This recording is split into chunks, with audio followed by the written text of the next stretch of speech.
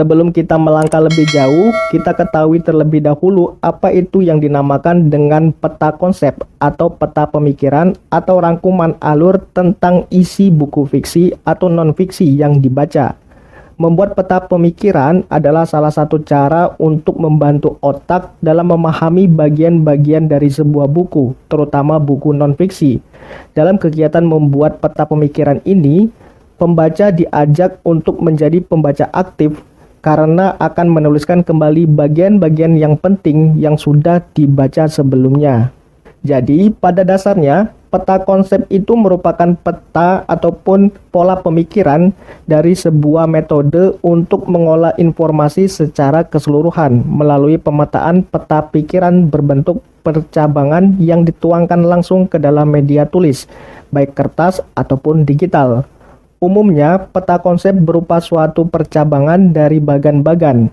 Peta konsep kerap kali dianggap dapat mempermudah proses pengingatan, mempercepat proses pencatatan, karena hanya menggunakan kata kunci tertentu.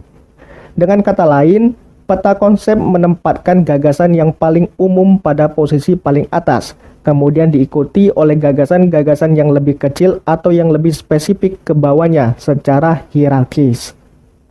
Kemudian kita beralih ke jenis-jenis peta konsep yang umumnya digunakan. Pada video ini akan dijelaskan secara lebih lanjut 6 peta konsep yang umumnya sering kita temui. Walaupun ada banyak lagi jenis-jenis dari peta konsep itu sendiri.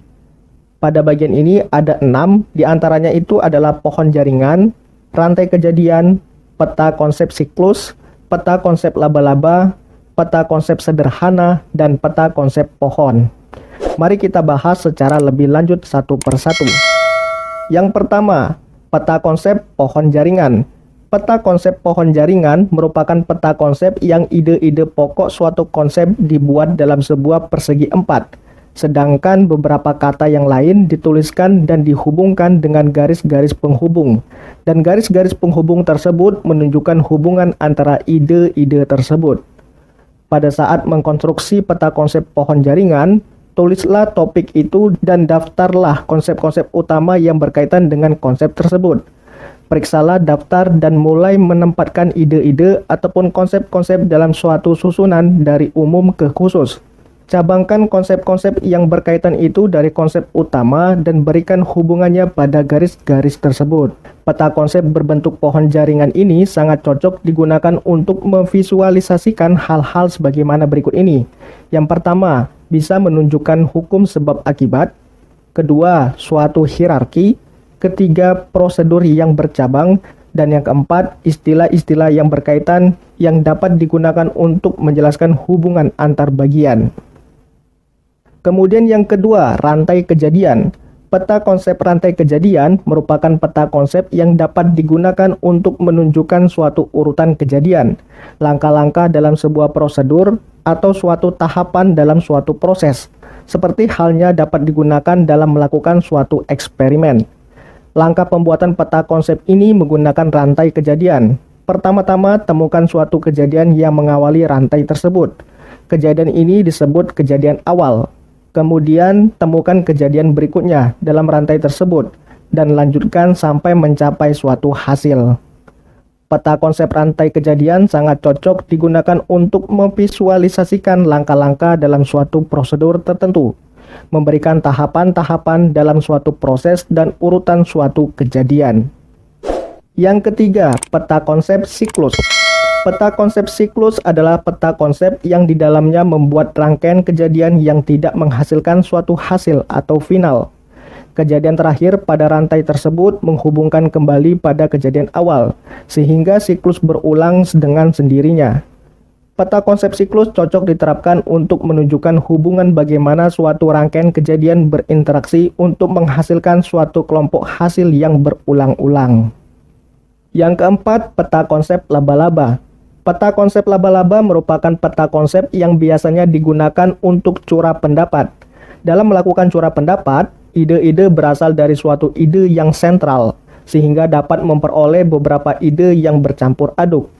Banyaknya ide-ide yang tumbuh dan berkaitan dengan ide sentral, namun belum tentu ide-ide tersebut berhubungan antara ide satu dengan yang lainnya. Peta konsep laba-laba cocok digunakan untuk memvisualisasikan konsep yang tidak menurut secara hierarki, kategori yang tidak paralel, dan hasil curah pendapat. Yang kelima, peta konsep sederhana. Jika kamu tidak terlalu menyukai hal-hal yang rumit, maka peta konsep sederhana ini bisa menjadi pilihan bagi kamu dalam membuat peta konsep. Peta konsep ini dikatakan sebagai peta konsep yang sederhana karena hanya membutuhkan beberapa penjabaran secara sederhana pula, di mana hanya membutuhkan beberapa poin dan bentuknya yang tidak terlalu rumit. Membuat peta konsep sederhana tentunya tidak terlalu sulit, karena kamu cukup membuat beberapa kolom, kemudian menghubungkan kolom-kolom tersebut antara yang satu dengan yang lainnya. Kamu pun bisa menambahkan peta konsep sederhana yang telah kamu buat tadi dengan beberapa perpaduan warna agar terlihat menarik. Yang keenam adalah peta konsep pohon. Peta konsep ini merupakan peta konsep yang paling sering kita temui dalam kehidupan kita sehari-hari. Untuk bisa membuat peta konsep pohon tentunya bukanlah suatu hal yang mudah. Kamu memerlukan kreativitas yang tinggi untuk bisa membuat agar peta konsep pohon tersebut terlihat menarik. Peta konsep pohon sendiri merupakan salah satu tipe peta konsep yang sangat simpel dibandingkan dengan peta konsep lainnya. Selain simpel, pembuatannya juga sangat mudah karena hanya menggunakan gambar pohon saja, yang notabene orang bisa membuatnya dengan mudah serta bisa digunakan ke dalam berbagai macam materi apapun. Dalam pembuatan peta konsep sederhana ini, maka gambar dari pohon itu bisa saja dijadikan sebagai pokok dari pembahasan, sedangkan gambar dari ranting, akar, dan daun bisa dijadikan sebagai poin-poin penting dari pokok materi tersebut. Jadi itulah beberapa jenis-jenis peta konsep yang dapat kamu gunakan, tinggal kamu pilih dan disesuaikan dengan keinginanmu. Selanjutnya kita beralih ke cara membuat peta konsep. Menurut Sujana dalam bukunya, pembuatan peta konsep dilakukan dengan cara membuat suatu sajian visual atau diagram tentang bagaimana suatu ide-ide penting ataupun suatu topik tertentu dihubungkan satu sama lain. Dalam membuat peta konsep, konsep-konsep yang ada di dalamnya harus diurutkan secara hierarkis, mulai dari konsep yang paling inklusif ke konsep yang lebih khusus. Dengan kata lain, konsep yang paling inklusif tersebut berada pada bagian paling atas, sedangkan konsep paling khusus berada pada bagian paling bawah. Adapun langkah-langkah yang perlu dilakukan diantaranya, pertama, mengidentifikasi semua konsep yang akan dipetakan. Kemudian yang kedua, menempatkan konsep utama di tengah ataupun di puncak peta konsep. Yang ketiga, meletakkan konsep-konsep yang ada dalam peta sesuai hubungannya, mulai dari yang umum ke bagian yang lebih khusus. Dan yang keempat, membuat garis penghubung untuk menunjukkan hubungan antar bagian. Untuk lebih jelasnya, coba kamu pahami cara penyusunan peta konsep dari buku fiksi dan non-fiksi berikut ini. Yang pertama, pembuatan peta konsep dari buku fiksi. Untuk buku-buku cerita semacam novel ataupun buku kumpulan cerpen ataupun dongeng, akan lebih mudah dipahami apabila disajikan dalam bentuk bagan alur. Dengan begitu, rangkaian cerita yang ada pada buku tersebut akan lebih jelas dan mudah dipahami jika dibuat sebagaimana berikut ini, di mana ada pengenalan cerita, penanggalan peristiwa, terjadinya konflik, penyelesaian konflik, dan penutup. Kemudian pada bagian-bagian ini dapat kamu isi dengan catatan-catatan ringkas. Misalnya pada bagian pengenalan, kamu bisa menuliskan tentang apa yang ingin disampaikan oleh pengarangnya, kemudian bisa menyampaikan juga bagaimana gambaran tentang tokoh dalam cerpen ataupun novel tersebut, dan dapat juga menceritakan di mana cerita itu bermula. Kemudian pada bagian pengenalan peristiwa, perlu juga dicatat tentang latar belakang masalah yang dihadapi oleh tokoh utamanya. Sementara pada bagian konflik, kamu juga bisa menceritakan masalah yang dialami tokoh utama, penyebab, dan reaksi yang dilakukan oleh tokoh tersebut. Kemudian yang kedua, pembuatan peta konsep dari buku non-fiksi. Berbeda halnya dengan buku fiksi, buku non-fiksi itu pada umumnya terdiri atas beberapa bab, dan di dalam setiap bab terbagi pula ke dalam beberapa subbab. Pada setiap subbab juga kembali diperinci ke dalam beberapa bagian lagi. Pembahasan isi buku seperti itu akan lebih mudah apabila disajikan ke dalam suatu pemetaan yang sering disebut sebagai peta konsep tadi. Berikut ini merupakan contoh penyajian peta konsepnya. Dengan pemetaan seperti ini, isi keseluruhan buku itu bisa tergambarkan dengan jelas. Begitupun dengan susunan dan perinciannya. Setiap bab disajikan dalam satu bagan sehingga sistematikanya bisa lebih terperinci. Hubungan antar bagiannya pun akan lebih mudah untuk dipahami. Dengan kata lain, peta konsep menempatkan gagasan yang paling utama ataupun yang paling umum pada posisi yang paling atas.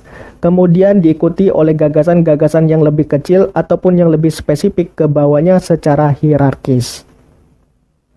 Setelah kita mengenal dan bisa membuat peta konsep, selanjutnya kita bisa mengembangkan konsep-konsep yang ada tadi menjadi sebuah tulisan yang baru. Tulisan baru itulah yang disebut dengan istilah sinopsis atau ringkasan dari buku yang telah kita baca. Namun sebelum meringkas suatu buku, maka ada beberapa hal yang perlu diperhatikan untuk mempermudah proses berjalannya. Yang pertama, kamu perlu membaca buku tersebut hingga memahami secara utuh dan lengkap. Kedua, menuliskan pokok-pokok intisari bacaan dan menuliskan pokok tersebut menjadi rangkaian kalimat yang mudah dipahami. Dan langkah terakhir adalah membuat serta memeriksa ulang rangkuman yang telah kamu buat tadi.